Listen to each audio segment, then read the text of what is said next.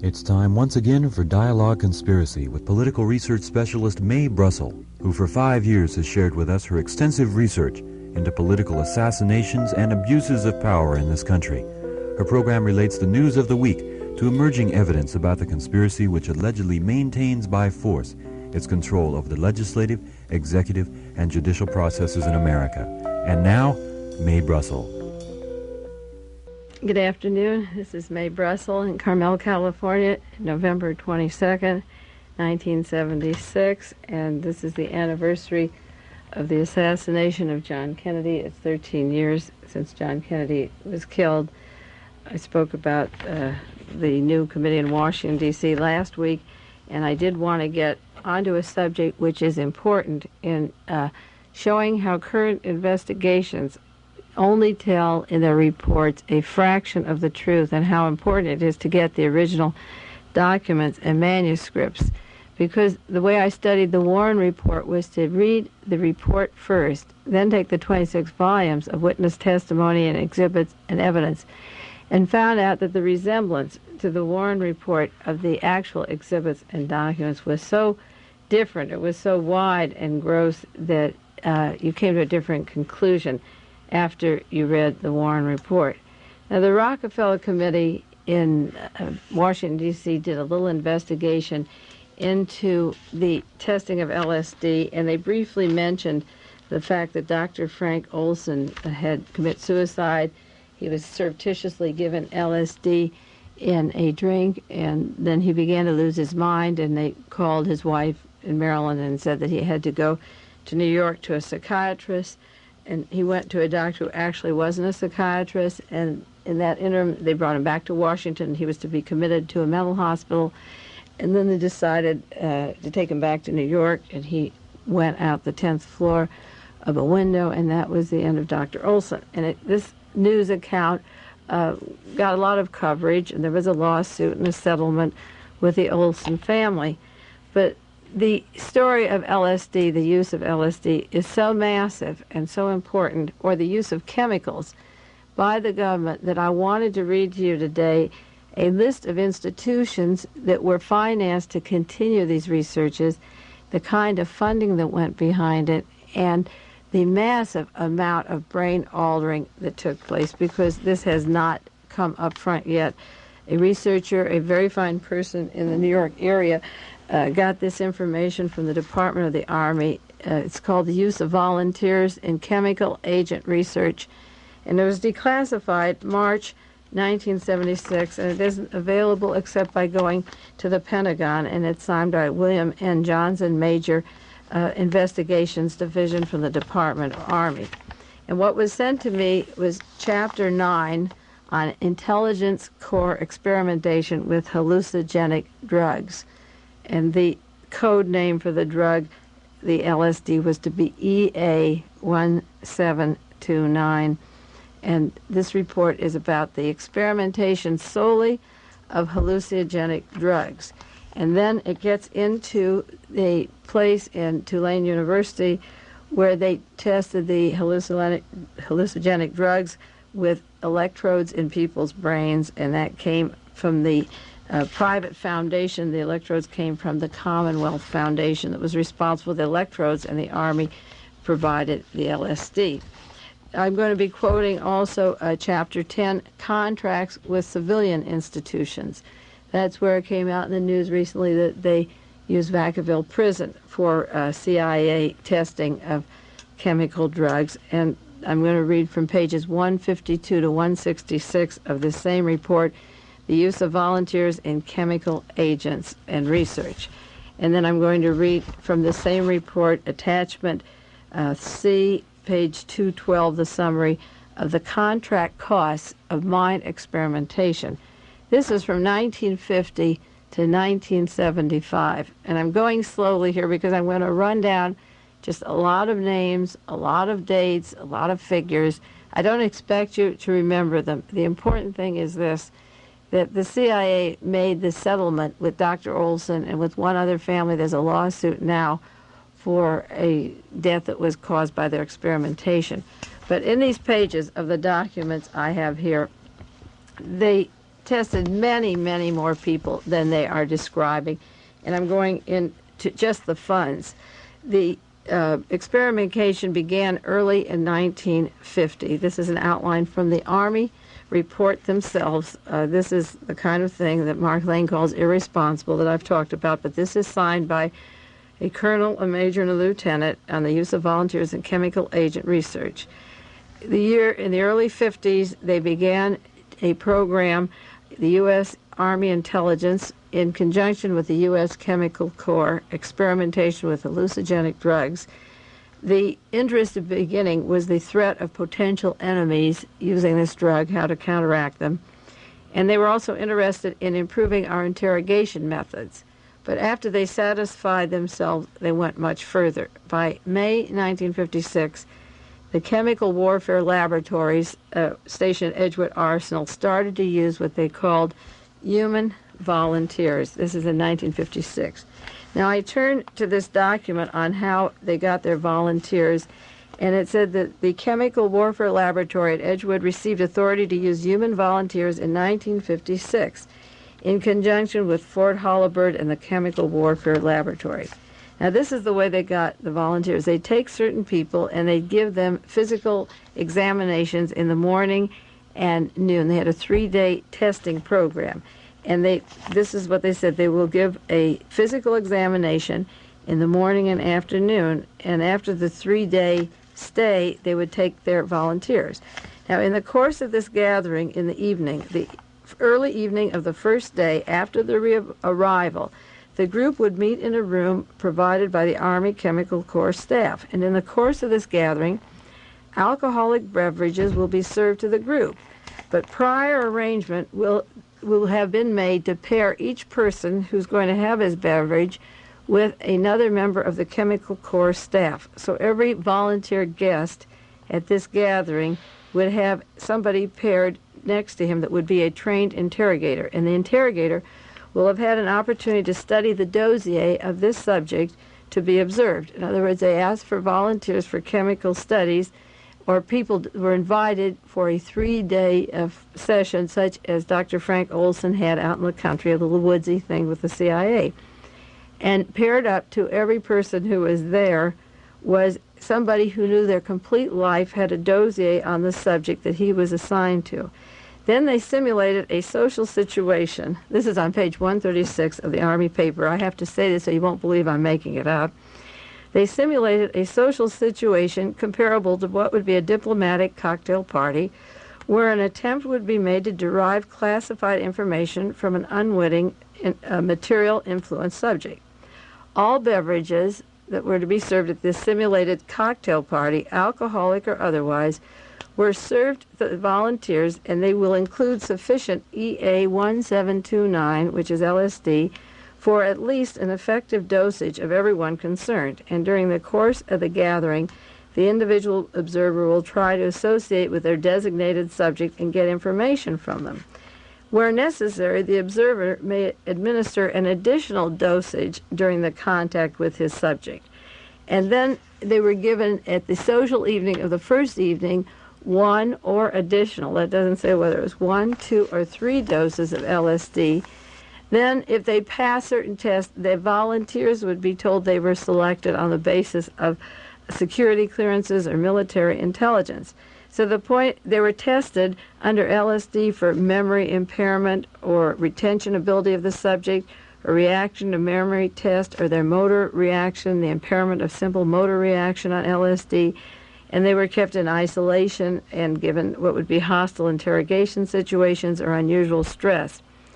Now the point is this, they begin their document right off the bat by saying that the very first evening, surreptitiously, the future volunteers would be given LSD. So therefore there is no such thing as a volunteer, because he doesn't have his full consciousness. If he signed a thing, he already had been given this LSD, and so there's no way of knowing whether he signed it of his free will or whether he was under duress of the chemicals or what they were made of, what this LSD was made of, what combinations, or whether it was pure acid. So that when they refer to volunteers, you have to understand that they already were administered 1 or 2 doses of LSD. Now, that was in 1956, the Chemical Warfare Laboratories.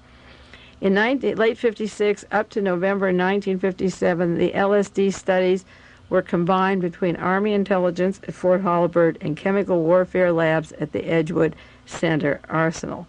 By March 1958, the testing program, the early LSD testing program, was sufficient enough to discuss 2 things. Number one, the method of approaching people, personnel, and records and security clearance, and how to get them to, they had to sign papers that any experiments or anything they took or ate or drank was top secret. They couldn't complain. They couldn't reveal later. They couldn't talk about what was administered.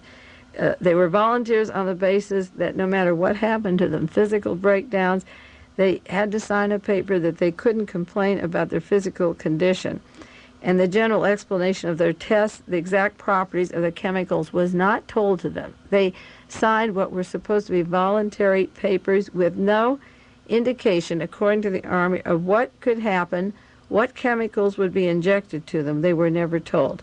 And so the procedure was to add 1 dose or 2 doses, test their memory, their motor reactions, stress, isolation, and then begin to formally test them after all this had happened. Now, the tests by July 1961 were over, and the Rockefeller Committee, the other Senate committee hearings tell you the tests were over. But that wasn't all. The government papers say that by 61, the tests were over, that's their words, but then they were ready for operational advantage.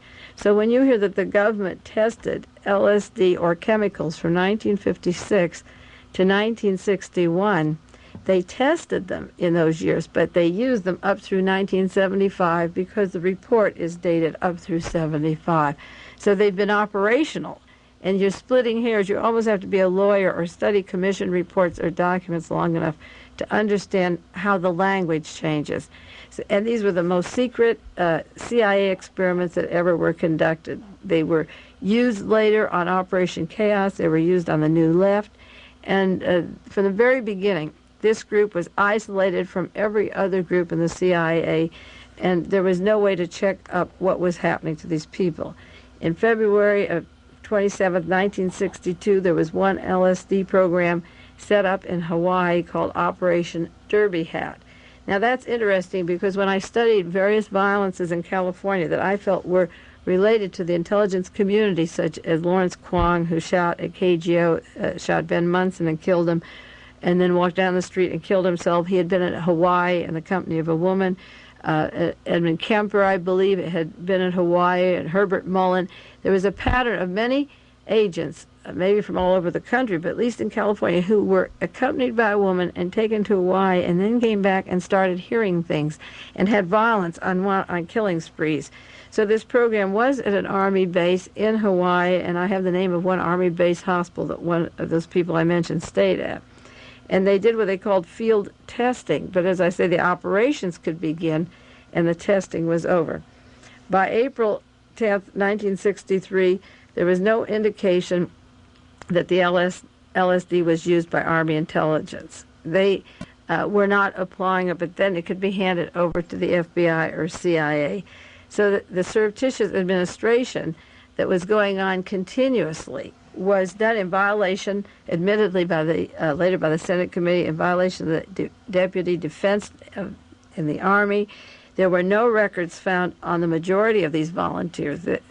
When the Congress went to look into these matters, there were no records, and according to this report, there were none. Some of the records that they had on these tests were incomplete.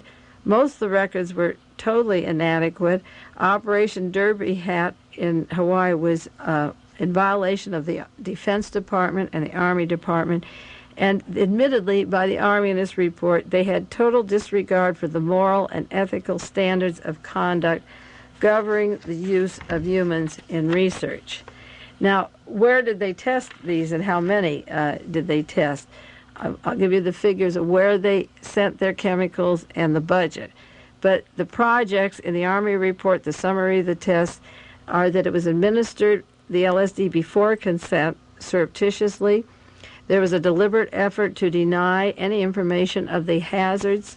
Nobody knew of the hazards that they were getting.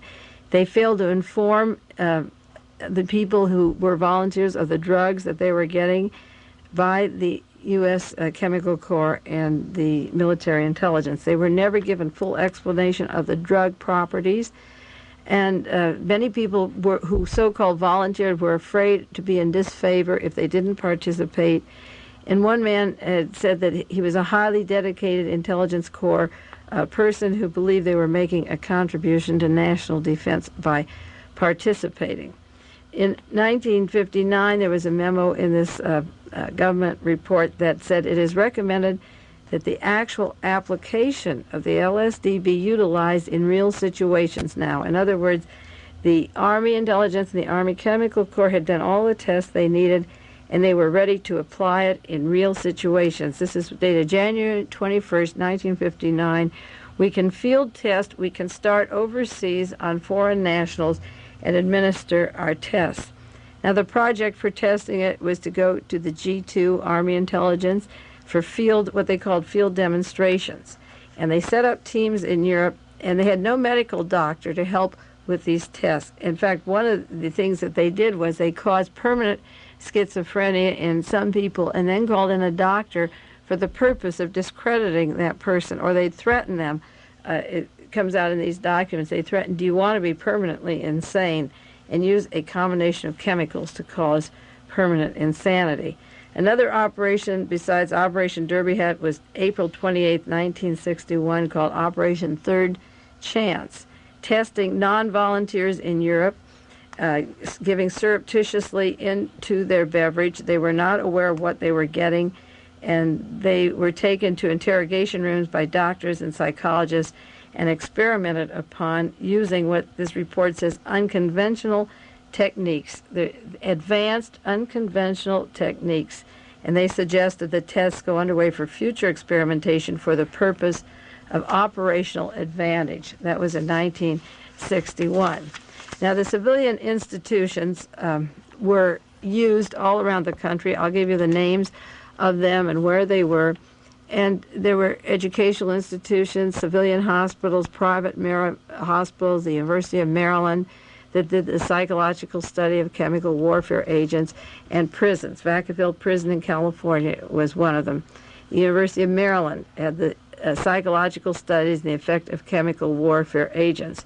And there were 54 contracts given out by the Army, and only 14 have been located or admitted, but there were 54 contracts, and they hid these contracts so that the relationship of the CIA wouldn't be linked to them. Now, I have a list of some of the medications in this report that they mentioned, because they not only gave LSD, but they combined it with other chemicals.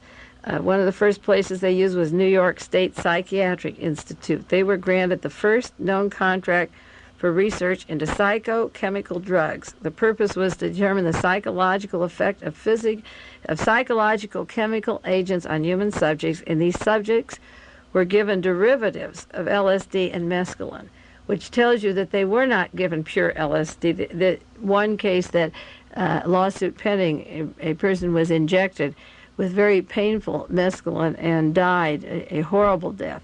But the subjects were given derivatives of LSD, and the Army report doesn't say where the derivatives were tested, but these are some of the chemicals, I don't even know if I can pronounce them right, that were mixed with the LSD, and goodness knows what this did to the bodies and personalities, because there are no reports, or none hardly available, of either the people who got the medications or follow-ups who were with them at the time. They tested, as I say, derivatives of LSD and mescaline, and they combined LSD with morphine, Demerol, Seconal, scopolamine, Diton, atropine, psilocybin, BZ, which is benzolite, glycolate, atropine substitutes, dimethyl, tryptamine, chloropromazine, LSD with dibenzoline, which is a blocking agent, LSM with its lysergic acid, morpholide, LSD-like compounds, psilocybin, and other chemical glycoid agents. These were some of the chemicals that were experimented on these people overseas and at home in our private hospitals. They tested chemicals for choking agents, nerve agents, blood agents, blister agents, vomiting agents, incapacitating agents, and toxins. And they described in their reports what the glycolates were. They caused incapacitation by interfering with muscles, gland function, the central nervous system. They depress or inhibit the nervous activity in addition to delirium. There's physical incoordination, blurred vision, inhibition of sweating and salivation, rapid heart rate, elevated blood pressure, increased body temperature at high doses, vomiting, prostration, stupor, or coma. And then the terrifying thing is that these medications that have those symptoms could be at onset, could be minutes, hours, or days. I just finished an article on the killing of the various rock musicians in the past 9-10 years, and I brought out the fact of several that died with vomit in their throat that just started vomiting. And the important thing is that they could be administered any one of these poisons just in a pill or tasteless substance and die 2 days later, and it could be diagnosed as an insanity or a suicide, and they could freak out and not be found. Now, what were some of the purposes of all these chemicals? Because the chemicals are just names to us, and I listed some of the purposes, and then I'm going to tell you the institutions where the budget went to. Now, I have to say this, the budget that I added up, according to their report, and this is only one report, this is just about 30 pages of Army chemical testing. This isn't Navy intelligence, this isn't Yale University, Dr. Delgado, this isn't Hughes Medical Institute, or any of the many, many private people that are overlapping and doing the same kind of research. This is one government report that they spent $26 million, $26,501,446. I don't know why they never come out with a rounded figure like $26,500,000, but they take it down to the last $6. But you know that Dr. Olson or the one other case that is suing, if they were damaged, you know that there's something wrong with spending $26 million. It turned out that Alan Dulles had bought 100 million LSD tablets for $146,000 when he was alive to alter human behavior. That's 1/2 of the American population could receive LSD that Alan Dulles had bought for $146,000. So you have to say, what was the U.S. Chemicals Corps and the U.S. Army Intelligence doing with tax dollars of $26 million that went to 48 institutions? This is scandalous, and this is the first time on the air that this report has ever been revealed, and I will be writing about it for national magazines. Now, here are some of the things that they did with this money, and I'll give you the names of some of the institutions. They wanted to measure the effect of these incapacitating agents.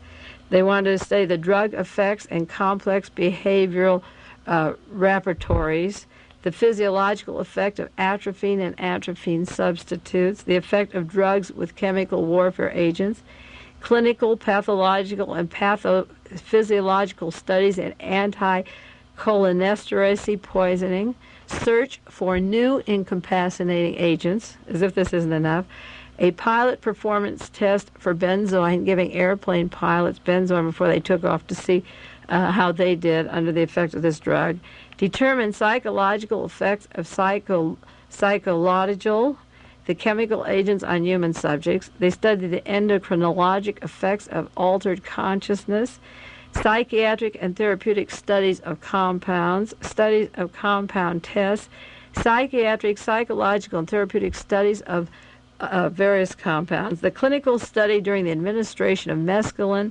chlorphormazine, and other drugs, to study the compound affecting the central nervous system in man and animal, the neurological action of chemical warfare agents, the investigation of ryanacine. I don't even know what some of these chemicals are. I'm just repeating where these contracts went, and I'll tell you some of the institutions. The pharmacological influence on neural and spinal synaptic junctions, the evaluation and the synthesis of these compounds, incapacitating agent research.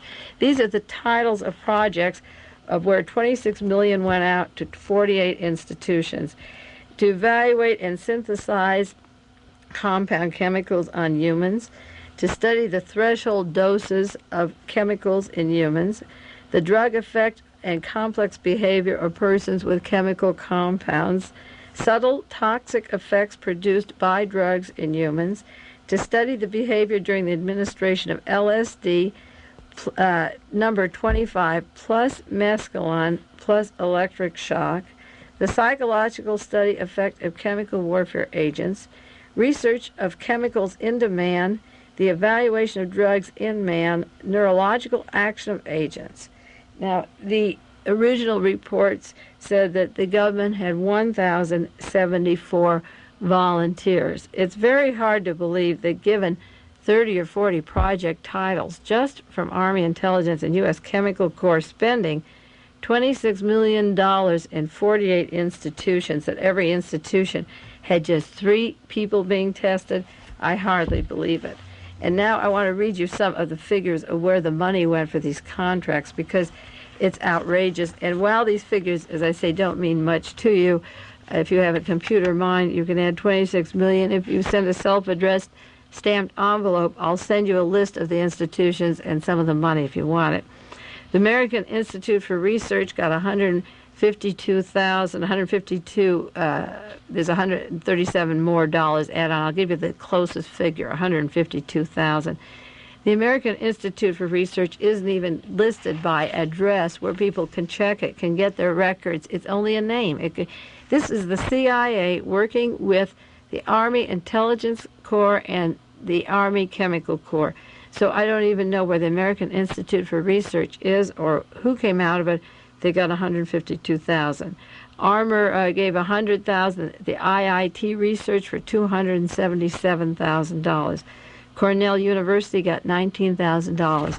Now, the purpose of distributing these contracts, these 54 contracts of 48 institutions, was partly, they said, to conceal the CIA and the government were behind it. They made these private institutions sign the contract that they were responsible, so that the real connection of the CIA would not be linked, or the military intelligence. In other words, if you were being tested at Vacaville in California, you weren't supposed to know that the CIA was behind it, but almost every prisoner in Vacaville, with electrode or not, knew the CIA was behind it long before this went on. Well, we have the University of California with $159,000, Connecticut University with $188,000, Delaware University $200,000, DuPont put up $1 million, got a contract for $1,929,641. That's interesting because it was at the home of the DuPonts where Mick Jagger, the Rolling Stones, stayed when he came from England before his hazardous tour and his finale at Altamont, where all the violence came down and thousands of poisonous LSD were scattered to the Hells Angels. He stayed at somebody who, his manager was using the DuPont home up on the Sunset Strip. The DuPonts got a contract for $1,929,000. FM Corporation got $4,871,000. Friends for Psychiatric Hospitals got $18,792. Georgetown University got $22,000. Harvard University got $107,000. These are just round figures. Hazleton Labs, wherever they got a contract for $4,993,000. Johns Hopkins University, $76,000. Ivy Research Lab, $145,000. The Institute for Medical Science, there's a figure that overlaps with the Ivy Research Lab. Evidently, they are one. I have them listed here together. Iowa University got $11,000. Indiana University got $28,000.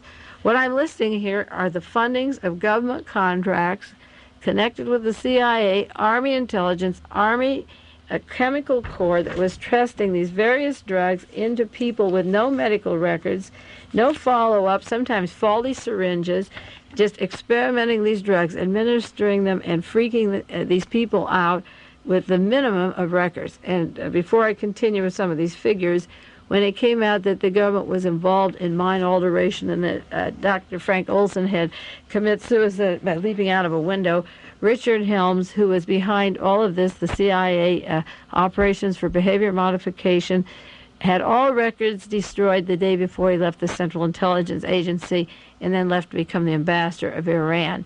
He obviously didn't want at least 4,000 records that they had available were destroyed. So we don't know if these people were permanently damaged or how many are institutions. There's one man that surfaced recently that said he volunteered for this program and that he's had epileptic seizures ever since 1957. So I'm going into the institutions that received $26 million. So you have an idea when you pay your taxes this year how your tax dollar was distributed. Maimonides Institute got $20,000. As I said, Maryland University got $158,000. Mississippi University got $37,000. Monsanto Company got $710,000. Mount Sinai Hospital got $25,000. North American Aviation got $68,000. The New York School of Medicine got $11,000. New Hampshire University got $48,000. University of Oregon, $11,000. There's an Olin Matheson. It doesn't explain whether it's a hospital or a person or a lab or a contract or what, $57,000. Charles Pfizer, $435,000. S.B. Pennick, $20,000. The University of Pennsylvania got a large grant of $244,000, and they used prisoners. It went to the university, and the university used the prison, and those were some of the most grotesque experiments, but we don't have much follow-up on it. The University of Pennsylvania Hospital got $370,000. The Research Triangle Institute got $870,000. Doesn't say where that is, who was programmed, who could be turned into zombies, what kind of chemicals were tested. The Regis Chemical Company got $84,000. Rutgers University got $43,000. St. Louis University got $192,000. Southern Research Institute, $22,500. Stanford Research is a biggie because it's been behind Colston Westbrook, who went into Vacaville and formed the Black Cultural Association. It's behind the plans to study the school at UCLA to study the causes of violence. They were going to use night bases and put electrodes into the heads of the most violent prisoners in California, and Stanford Research has been linked to much of the California violence by very fine researchers, and so it's no surprise that they got $1,150,000 Stanford Research for mind control experiments. Tennessee University, $69,000. Vanderbilt University, $51,000. Wisconsin, $301,000. Woodward Research, $852,000, and Yale University, $8,502. But there was more at Yale. This was just from the Army. They had their own source of funding for the electrode implants. Now these figures, as I say, are just round numbers. I've listed some of the chemical agents and the purposes that were to be achieved, such as contracts at Colorado University for exposure, nerve agents, nerve gases, incapacitating agents. And they had 25 contracts. In Maryland, the names of these contracts go out with experimentations after, where Indiana for University showed the effects of atropine and potential atropine substitutes. Well, we don't know what the substitutes are. We don't know who received this medication, who was altered by it, but this is just one study of the Army on what they could do. For, as I read before, the glycolates could blur vision, cause incoordination, affect the central nervous system. And the purpose of these tests, when it first started, was to interrogate. And then after they had the interrogation test down perfectly, they began what they called the operational and went overseas to apply these beautiful chemicals overseas. There was experimentation at Silver Springs, Maryland, an Army contract, the American Institute Research. The state objective is to develop tests to measure the effect of incapacitating agents on the ability to perform in military or relevant tasks. And they gave various chemical compounds, what they called psychoactive chemical compounds, where they tested deadly drugs. And today we don't know who was tested. We don't know where the tests were done. There's no message, no way to find out the results of the damage. And as I said, they used mescaline and LSD, and in some cases, electrodes. In 1955 at Tulane University, the Army grant on the Department of Psychology and Neurology went to patients at Tulane University in Louisiana, And they already had electrodes implanted in their heads. And then with the electrodes, they gave them LSD with mescaline. And these patients had wired electrodes in the brain. Baylor University, they studied physical incapacitating agents in human subjects combined with Demerol, morphine, and scopolamine. And the Institute for Behavior Research, sedatives, tranquilizers, and a combination of 4 or 5 chemicals.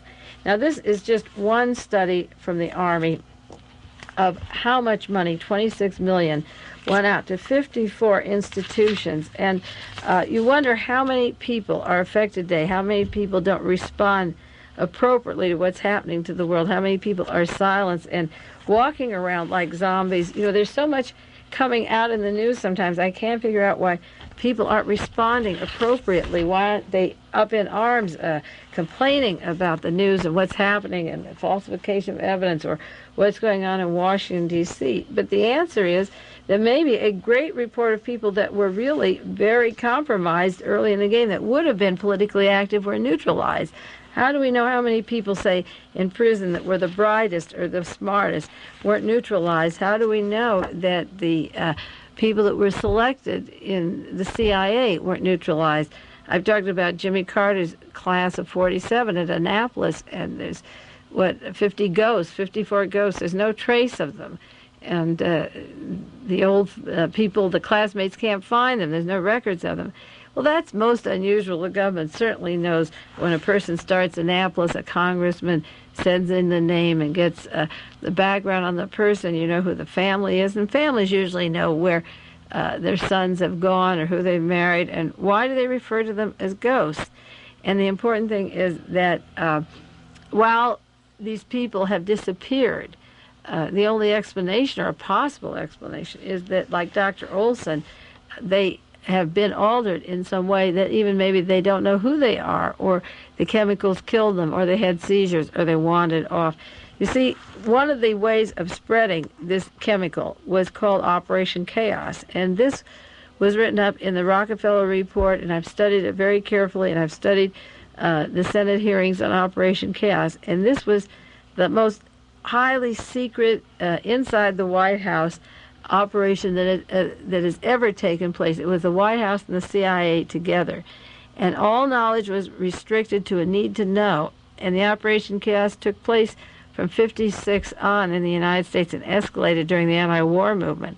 It was highly compartmentalized. The CIA used it, the same CIA that was doing the secret testing at these institutions that the Army intelligence was sending out their chemicals for, had a very secret compartment. And they, in order to get people in Operation Chaos, they spent 2 to 3 weeks in a formal training period, and then the subjects were heavily isolated from other CIA agents. I'm reading from the Rockefeller Report now.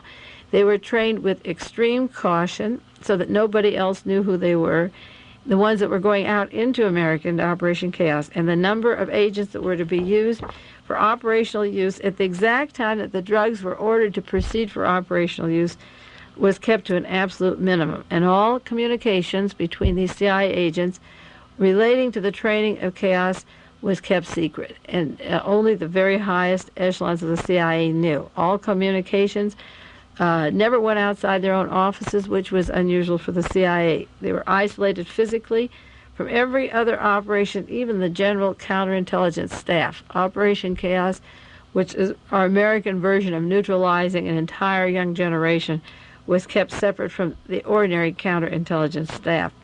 It was isolated, compartmentalized. Even within their own group, they had an internal staff that from the CIA that didn't know what Operation Chaos was doing, so that only the president and Richard Helms and then William Colby and Henry Kissinger and about 20 other people knew what was happening. And the reports from the Senate hearings indicate that Henry Kissinger was perfectly well aware of Operation Chaos, and he got a report called Restless Youth. And he was warned by Richard Helms that if anyone finds out what we're doing, we'd be in a lot of hot water, and it's dated to Henry Kissinger that he was very much a part of this Operation Chaos domestically that has been used surreptitiously and administered. In addition to the people in the institutions private mental hospitals, county, federal, Army agents, prisons. They also admit in the report that they took people at bars or drinking on the streets and just surreptitiously put a non-tasting chemical into drinks and then took this person like a buddy to an apartment, which actually was a CIA safe house where they photographed them and observed them through the wall to watch their reaction to specific chemical compounds. But what the CIA did then, after this person was observed and thinking that he's in the home of a friend or a buddy that he's met at a bar, he's turned loose and returned to his family, and the effects were never followed up. There is no report on the effect of how that person's life was damaged, whether he's been sane, insane, suicidal, whether he was admitted to a mental hospital. Look at the profit of the drug companies in the last 10 years, in the Thorazine, the Stelazine, the Prolaxin. Where did they find all these mental patients? Where did the drug company make the profit? Where did they get them off the streets to give them Stelazine, Thorazine, Prolaxin? Why are the mental hospitals filled with zombies on it? Because they tested it surreptitiously and created the insanity with a chemical compound of about 35 agents, any combination that you can make out of 35 agents, and sent them to 54 institutions for $26 million. And if that's the Army alone, I would say that the government maybe has spent 50 or 70 million out of, say, Yale and Hughes Medical and so forth. If this is just 26 million from the Army, they administered it not only to people in bed and helpless in hospitals and in the service and in prisons, but just at bars. And then they turned these people loose. And all of a sudden, in the 50s and 60s, we have this instant insanity, and the mental hospitals are prescribing these medications, and all of a sudden, the drug business is a big business, and there are more people going insane than ever. I just cut out an article in the Washington Post last week that 44% of the American people are despondent and have no hope, that things seem to be going wrong for them in the last 10 years. In the last 10 years, 44% of the American population is despondent. There's more suicides. There's more talk of death in papers. There's more talk of these double personalities, like Sybil that was on television. There's a new person with 33 personalities. There's more talk of alcoholism, of drug overdose, of chemicals being sold over the counter. And maybe this insanity has been created by the surreptitious administration through the last 10 years of these various chemicals that make people perfectly satisfied to sit home and watch certain stereotype television shows and take their daily dose of whatever chemical and accept their lot.